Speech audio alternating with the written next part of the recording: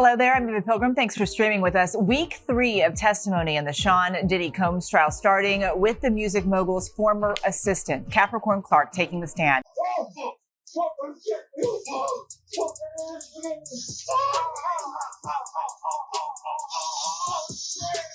Why would we need a 50-foot bed? I mean, TD Jakes ain't small. I'm just saying.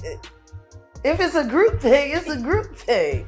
You gotta think about, you got Rick Ross, you got Khaled, we talk about heavy hit. This Diddy trial has transformed from a celebrity case into a full-blown media earthquake. What started as one woman, Cassie, courageously sharing her nightmare has exploded into something nobody saw coming. This isn't typical Hollywood drama. We're talking courtroom bombshells, leaked recordings, and names that'll leave you speechless. Initially, it seemed focused on Cassie and the horrific things she claims Diddy did. Bizarre parties and complete control over her existence. But now it's taken a deadly serious turn. Insiders reveal the trial has entered dangerous territory with audio recordings. Not basic phone calls, but supposedly intense, explicit tapes featuring Diddy, Will Smith, and even Meek Mill. This material is being played in open court. It started days ago with that silent hotel footage. People thought that was explosive, but behind closed doors, the courtroom heard something far more disturbing. Real audio. No phones allowed, no recording, just deafening silence. One witness said the recording was so graphic and disturbing, the entire room went stone cold. She testified she was held against her will twice. At one point alleging she was forced from her apartment and into a car to take Combs and one of his bodyguards to the home of rapper Kid Cudi to, quote, kill him. Cudi was dating his ex, Cassie Ventura, at the time. Clark also claimed Combs threatened to kill Ventura if she didn't convince Kid Cudi not to tell police that Combs was allegedly involved with a break-in at his house. Clark also telling the jury that a large man repeatedly administered lie detector tests to her on suspicion that she stole jewelry loaned to Combs. She testified that this man said if she flunked the test, they're going to throw you in the Right after the audio played, the court announced a shocking new witness list. Not fame-chasing randoms, but people once close to Diddy, ex-artists, former staff, and party guests who were actually there and witnessed everything. Now, some are finally ready to speak under legal protection. One key witness, Dawn Richard from Danity Kane, a group Diddy once controlled. She testified, and when she left the courtroom, she looked completely shattered. Sources confirm she backed up Cassie's claims, testifying she once saw Diddy brutally attack Cassie because dinner wasn't ready on time. The next day, he allegedly ordered Dawn and her bandmate to stay silent. In 2009, did you observe an incident between Puff and Cassie? Yes, she was attacked by Sean and kicked. Did you see more violence by him against Cassie?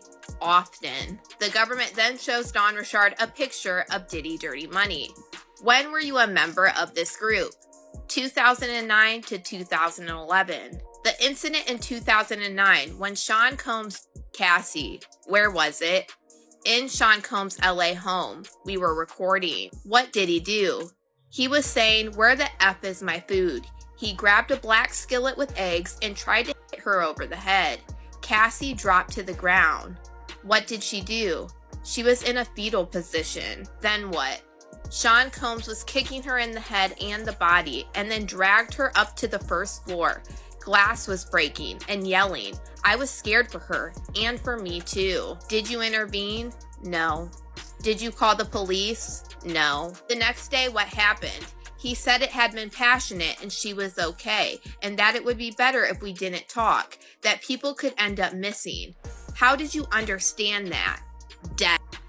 Diddy's team then yells, objection. Then the judge calls a sidebar and ends her testimony for the day. But Dawn Richard will be back on Monday to give the rest of her full testimony against Diddy. But right before they brought Dawn Richard in, they actually had a Homeland Security agent testify against Diddy about when they came and arrested him to take him to jail. So let's go ahead and get into that. The government asked, when Sean Combs was arrested, where did you go? The Park Hyatt Hotel, room 2115, where he was staying. They show a picture to the jury of his hotel suite, and what did you do? We assigned a letter to each room and began to search. What was your role? I took photographs of items and then signed them on the 6051 form. What was found in the closet? They then show a picture to the jury, and it was plastic bags full of Johnson & Johnson baby oil and Astroglide. Then came a chilling moment that spoke volumes. Diddy's daughters walked out of the courtroom, pale and silent. Not a word, not even a glance at cameras. People say this happened right after that audio was played. Their reaction made everything feel even more devastating.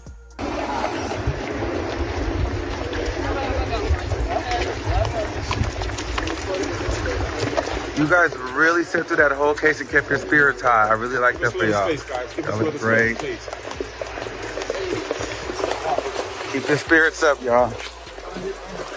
And then Will Smith's name exploded into the proceedings. Not just gossip, but connected to actual court audio. The internet went absolutely wild. People started rewatching old interviews, digging up awkward moments between Will and Diddy, and even bringing up things comedian Luha once joked about. Something about them being more than friends. This is something Jaguar Wright later discussed in detail. What you're saying reaches the ears of Will Smith, and he needs to get at least, if there's smoke, there's fire, let me grab a fan. Number one, as far as Will Smith is concerned, until he does right by all of those children that were harmed and corrupted while in his care, children that grew up to be men, boys like Bashir Gray,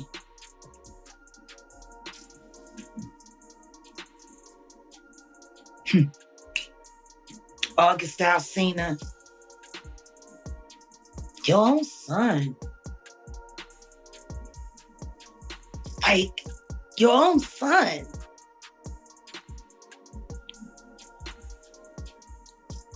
Do people forget about that voice clip that I played from Brother Belial?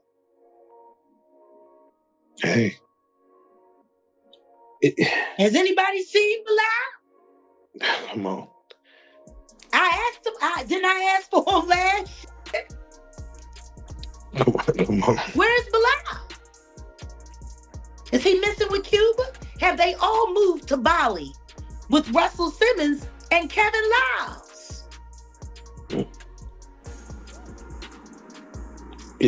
I would always say it is interesting when you speak on, Jaden Smith and you see the hug with with Justin Bieber. And then for Bashir, you see him all of a sudden fighting over Sydney Starr with Eddie Winslow. It does question what happens in the entertainment industry that makes someone go into just being very close with men on men contact. It's interesting, I'll say the least. You want to know the thing that bothers me most about Bashir Gray? I actually think he's doing all of this so they'll take him back in the club.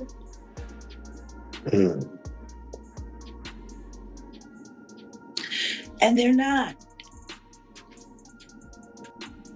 They're gonna keep gaslighting you and playing with you, promising you one thing or another. Nobody really noticed it initially, but now it's everywhere. Just when things couldn't get messier, Will's former assistant brother Bilal came forward with explosive claims. He said he witnessed things involving Will and another man, Dwayne Martin. He described walking in on them in a compromising moment. Whether you believe him or not, the story detonated across the internet.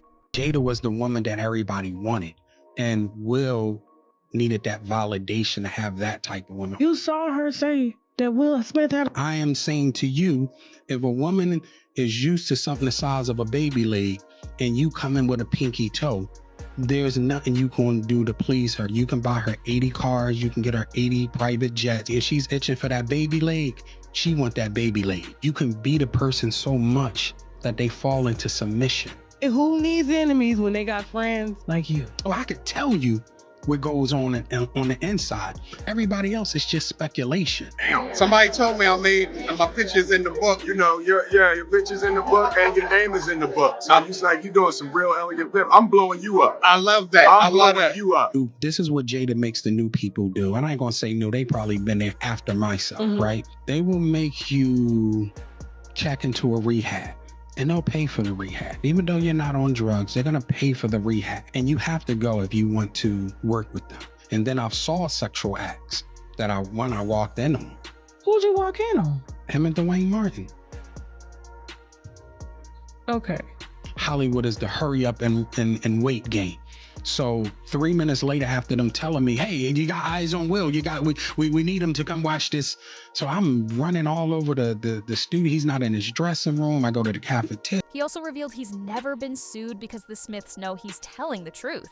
You kept it straight on the Smiths. Like you was just like, I seen Jamie with women. Yeah.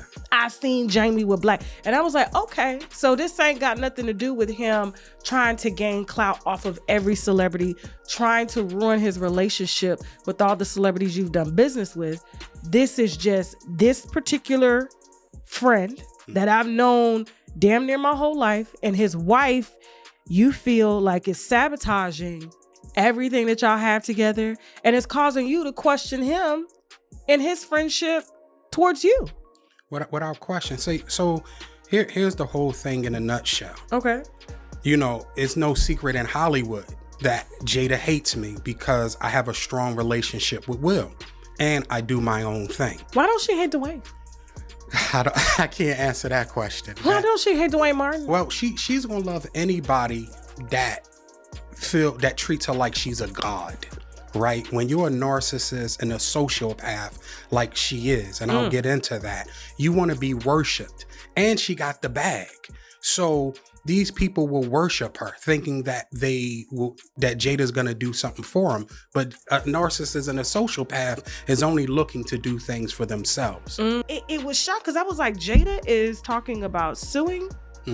And she's speaking on this, and to my surprise, Will hasn't said anything.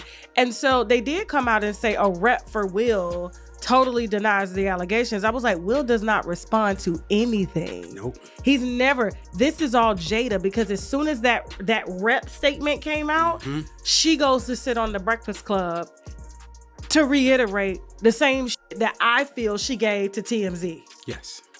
Yeah. And so I'll say this to you as well. Okay. She also said in that interview that they were doing business.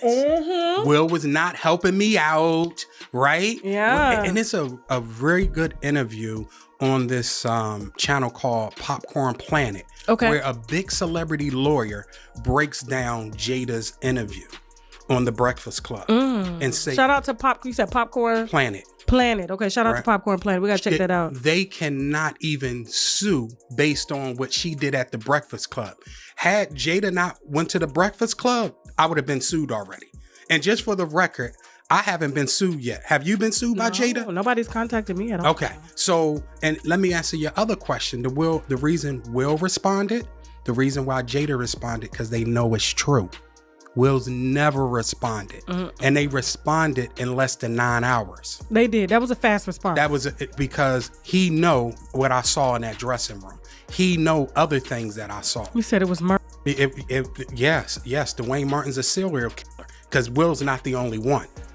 And we're going to get into that later on too. So basically Jada's interview did two things. It makes me now, me and her at war. I'm gonna put Will to the side.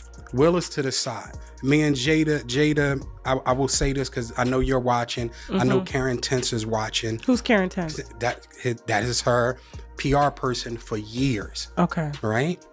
I know they're watching. Jada, you're a bald head liar and you're a drug addict. Right? Oh God. You did not sue me. You told the world that you were going to sue me. As of yet, and you said you're going to do it swiftly. It's been over 2 weeks. So Jada, I'm giving you 2 more weeks to sue me. If you don't sue me, this is what's going to happen. All the sex parties, right? And the men that you hit with dildos, I'm naming names, right? All the salacious stuff that you have done and hurt other people, I'm naming names. Because now what we got to do is we got to force her to say she lied. Luhal also corroborated this, claiming Will and Dwayne Martin were more intimately connected than people realized. The rumors of Will Smith being gay and having gay relations with, who was it with? Diddy. I know, right? Hold on. So apparently Will's assistant, which I don't know if this is true or not. I mean, the whole thing sounds fishy because the same guy tried to interview on my platform and I said no, but he claims he saw Will Smith with Dwayne Martin. Oh yeah. I know nothing about this. This is crazy. I mean, well, you should interview Tisha Campbell, who was married to Dwayne Smith. That'd be an interesting interview. Wouldn't it? It would. You know her? I do. All right, let's make some phone calls. I don't know. But I mean, and then there's, what would be said and what wouldn't be said. But, I heard more rumors about Dwayne than Will. Oh, you heard rumors about Dwayne? Oh. I heard some rumors about Will and Jada, which I won't mention because I'll get sued. Suddenly, every old photo or video of Will and Diddy together started looking suspicious. Will tried damage control fast, saying, "I ain't nowhere near that man. I didn't do any of that stupid stuff." But it backfired spectacularly. The internet. Flooded with proof of them hanging out at parties and events everywhere, people felt completely deceived. Then Meek Mill's name surfaced during court audio and chaos erupted. Unlike Will's calm approach, Meek had a complete meltdown online. His Twitter exploded with defensive posts, but instead of helping, it made people even more suspicious. That he's dressing the same he dressing like Diddy? Hugged up with Diddy? I think that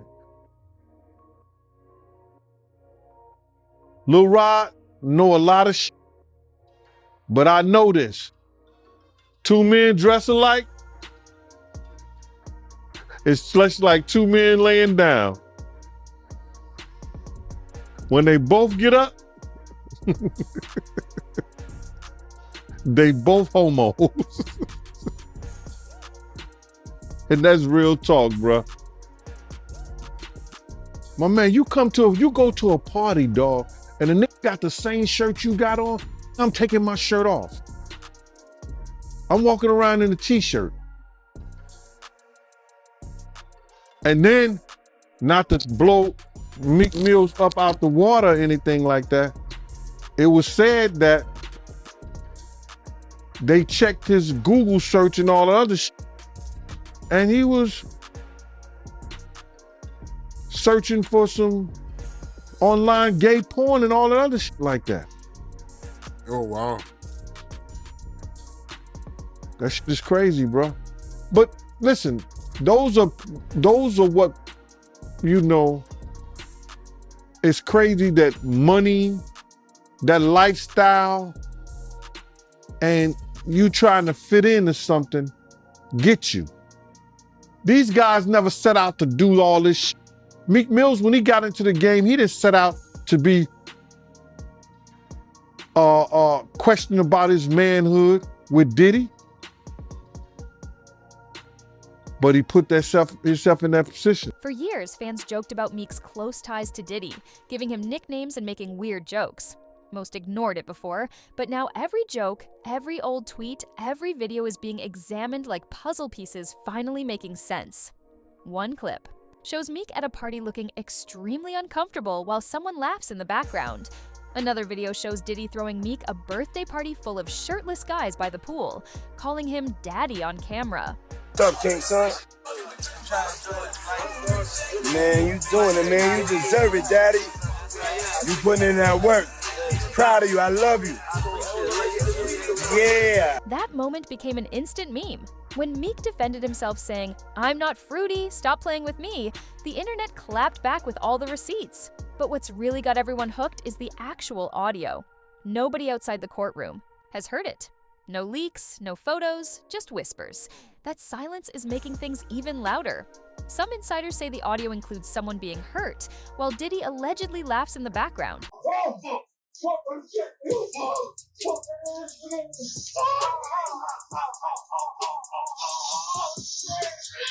That's the level of disturbing we're discussing.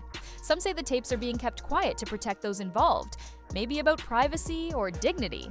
But others think the tapes are too explosive, potentially exposing powerful names with money, status, and influence. If those tapes surface, it won't just hurt reputations. It could end careers, ruin business deals, trigger lawsuits, and drag new people into the spotlight we haven't even heard about yet. That's what really has people talking. If Diddy, Meek, and Will Smith are just the beginning, who else might be involved? TD Jakes is another name routinely mentioned in these discussions, and for good reason, according to Gene Deal. What about these rumors surrounding, Diddy and TD Jakes? I'm looking at him as a saint going to a party that ain't nothing but sin. Drinking, maybe fornication, man on man, woman on woman, he on she. But maybe he'd have to lay some hands on somebody. Maybe he'd have to save some souls. I know he got a contract. If Courtroom News is any indication, the web of Diddy's deceit and cruelty was gigantic from the start. A lot. Eva, she testified that Sean Combs at one point threatened to Kid Cudi after finding out that he began dating Cassie Ventura. But she talked about 3 distinct episodes as prosecutors today started to home in on one of the elements of the alleged racketeering conspiracy, and that's kidnapping. Capricorn Clark said in 2004 in New York, she was forced to take a lie detector test for 5 days straight on suspicion of stealing jewelry. In 2008, she said Sean Combs charged at her and kept shoving her with his hand. She demonstrated for the jury until pushing her all the way out of his house in Miami Beach when she said that she hates it here and forced her out of the house. And then in 2011 in Los Angeles is when she says she was forced at gunpoint into a car to go to Kid Cudi's house because Sean Combs was very upset. Aaron, Clark painted a picture of what it was like to work for Combs, saying she even had to take a lie detector test. Why did she have to do that? This goes back to July 4th weekend in the Hamptons. Sean Combs was hosting one of his now famous white parties, and he was able to wear 3 very high-end pieces of jewelry loaned to him by Jacob the jeweler. And after the party, Capricorn Clark was supposed to take possession of the jewelry and bring it on a private plane to Miami Beach, where Combs was headed. And on her way to the airport, she realized the bag wasn't there, and she said that she suspected it was an inside job. But apparently Combs and one of his bodyguards, a guy by the name of Uncle Paulie, that's how he was known, ended up taking her to what would be the headquarters of Bad Boy Entertainment. At the time, it was on 40th Street and Broadway. This was going to move uptown into the upper 50s, but the building wasn't finished. And she recalled for the jury being taken to a dilapidated space. There was only a folding table and chairs, and she remembered a huge guy, 5 times her size, chain smoking and hooking her up to a lie detector machine every day for 5 days straight, and threatening that if she failed the test, she'd be thrown into the East River. This whole situation stopped being just about Diddy and Cassie weeks ago. Now it feels like the lid's being ripped off something massive.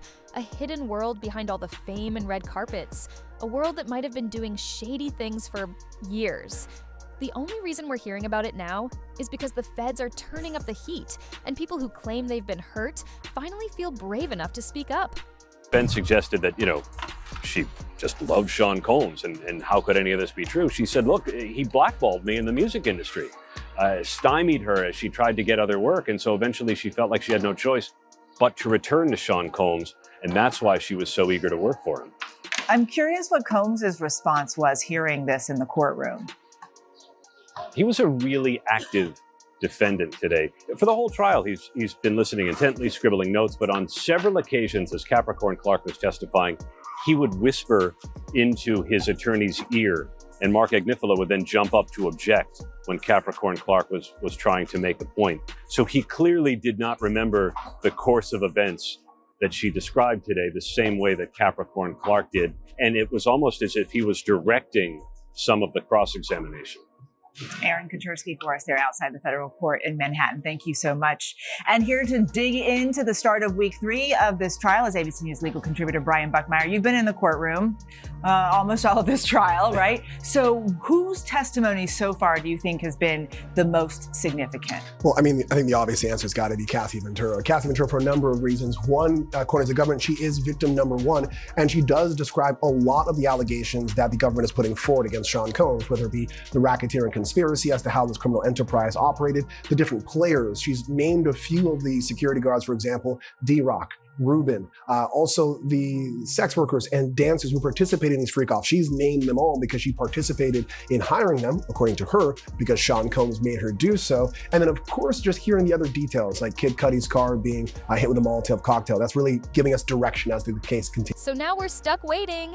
The trial keeps moving, the internet keeps digging, and the allegedly involved are acting like it's business as usual. But that can't last forever. This story isn't disappearing. The internet doesn't forget. When people feel the truth is being hidden, they only get more determined to find it. We're already seeing more details emerge from people who've always talked about Diddy's evil ways. And the Punisher was being directed by Diddy while he was doing the stuff to punish Cassie. Now, he could not look at Diddy, and as they go on in that whole scene and stuff like that, Diddy gets mad at him because Diddy tried to look him in the eye, or he tried to look Diddy in the eye or something like that when he was doing Cassie and Cassie was doing Diddy. It was some crazy stuff like that, man. But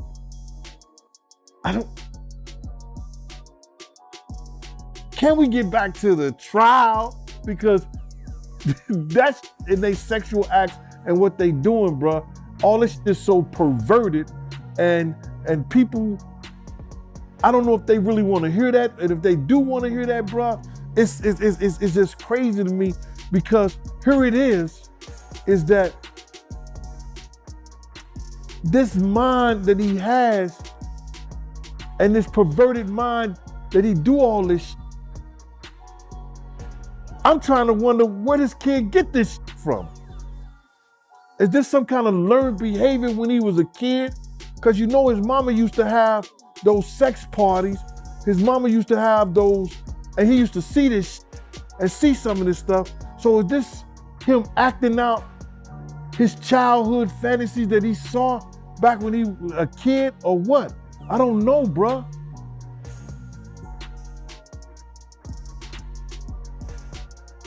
I don't even want to talk about it. If those tapes ever surface, they won't just shake Diddy's world. They could expose a whole hidden part of Hollywood. For now, he seems to be taking a damage limitation strategy, according to Jaguar Wright. Does have a plan to try to derail the information, derail the chain of evidence, derail history as it actually happened. And he is the kind of guy that has no problem with re-victimizing people all over again.